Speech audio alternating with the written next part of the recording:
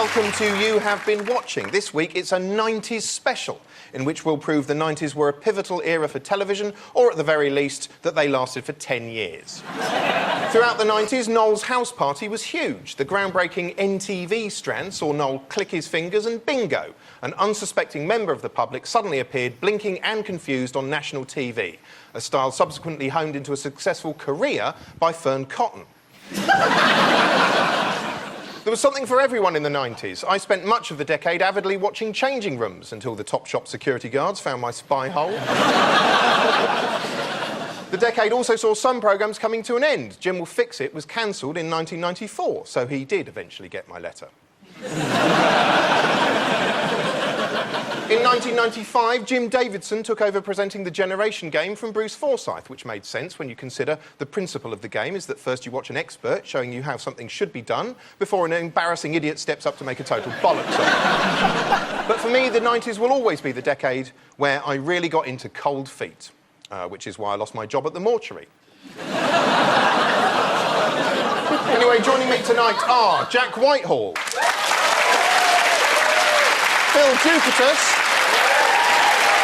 and Victoria Coren. Throughout the 90s, Saturday night TV was dominated by Noel's house party, but we won't be making jokes about that tonight. Let's face it, it's just too soon and too raw for many of us. Instead, we're examining You Bet, which was one of ITV's biggest hits. You Bet was frothy and feel-good, ideal entertainment for a more innocent age before the nightmares of 9/11, swine flu and the second Transformers movie spoiled everything. In case you've forgotten, it looked like this. Throughout the 90s, You Bet dominated the Saturday night TV schedule like a glittering obelisk. It starred the insanely effervescent Matthew Kelly. Place your bets now, please. Each episode began with a bunch of brilliant TV personalities skipping in through the audience and indulging in a bit of amusing banter with the host. Oh, don't sit on me, yes, no. I'm sorry. Linda. Thus assembled, the panel placed bets as ordinary members of the public undertook a series of bizarre stunts and challenges. Often these were psychotically nonsensical rituals they'd spent their entire lives perfecting. A Webb Whippet 10-inch, 1955. Yes, it is! It was a bit like Britain's Got Talent, really, except the panel seemed authentically nice, and the talents on display were truly left-field and compelling. And you didn't have to sit through a VT before each challenge in which the contestant broke down and said they were doing it for their dead dad or something. No, it was good, clean, unhistrionic fun. Well, maybe not good, but it was clean and it was fun, and we are going to talk about it now. Yeah, you bet we are. Rover 400. Yes.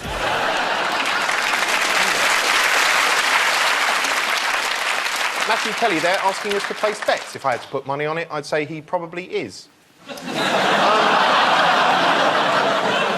The expertise is so weird. Like, that last one that we just saw, was that guy's expertise was spotting silhouettes of cars. So he was like an expert dogger that could just see any car, tell you which one it was and which sex act was going on inside it. We're going to put a couple in the back of a car, and from the sound of the squeaking, this man can identify the car. And we'll tell you the weight of the man. It's a Volkswagen Beetle. He weighs 11 stone.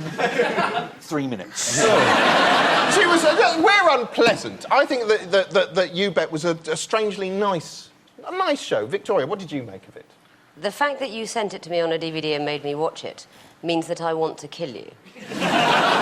It is the most traumatically boring thing. I mean, we watched one where a woman said that she could describe 27 different sorts of 18th century wallpaper, the name of the designer, the method of printing, and the date. And she did it, and at some point during it, Matthew Kelly said, "I don't want to hurry you." And I found that very stressful. But everyone had more time back then. That's the thing. I mean, you watch it, and some of the challenges, it will go on for like 7 minutes. 7 minutes of a man staring at lawnmowers or silhouettes of cars, and we'd just accept it. Oh, now we're spoiled. The audience looks so bored as well. They cut away some of the shots when they're doing, like, the wallpaper one, and it has turned into a hostage situation. Anyway, the main part of the show was the challenges. Weird, eccentric, often a bit boring, but also strangely compelling. Let's take a look at one particularly energetic example. 15-year-old Mark White from Essex and 64-year-old Nick Stewart from Nottinghamshire are gymnasts, and they say that swinging in turn on a high bar, they can knock down a total of 45 skittles set 20 feet away.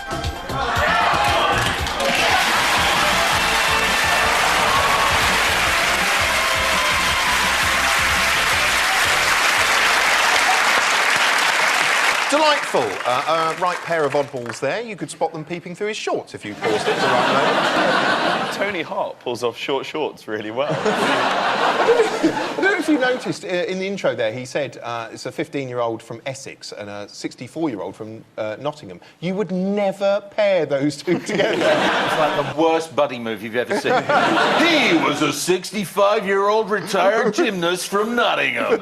He hadn't done his O-levels yet and was from Essex. Together, they were going to knock down 45 skittles. How did they meet? There wasn't even the internet then. It was a more innocent age than your brain is equipped for. We've got some viewer comments, some viewers who watched You Bet. Someone called Adam Sumnan tweeted us to say, I remember You Bet. I was 8, and my family used to tell me that if the people failed the challenges, they'd be executed behind the scenes. That would definitely improve the show.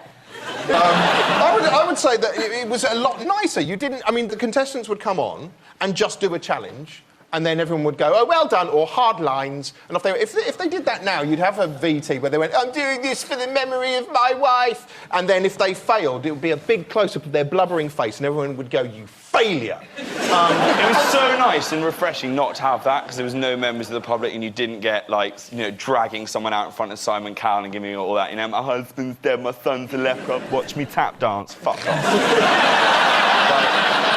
some actual talent. I'd like to see you as a judge. With that kind of dismissive attitude. They were genuine talents. Back then, everybody thought we were going to be extinct in a nuclear war or some kind of terrible conflict, and you never know when you're going to need to identify a Ford Sierra from its silhouette. That's the guy I want after the bomb goes off. It's weirdly specific. I mean, you say they're useful talents displayed on those shows.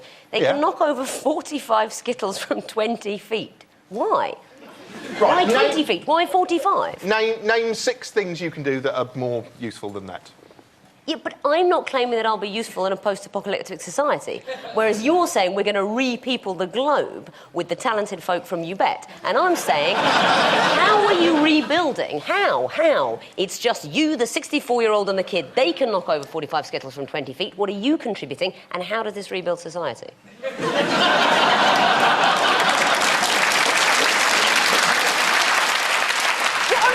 Something I like is that the challenges are completely arbitrary, because, I mean, the contestants set them themselves. They go, oh, yeah, I reckon. So I could go on and go, oh, yeah, I reckon I could work out who the murderer is in an episode of Quincy in just about under an hour.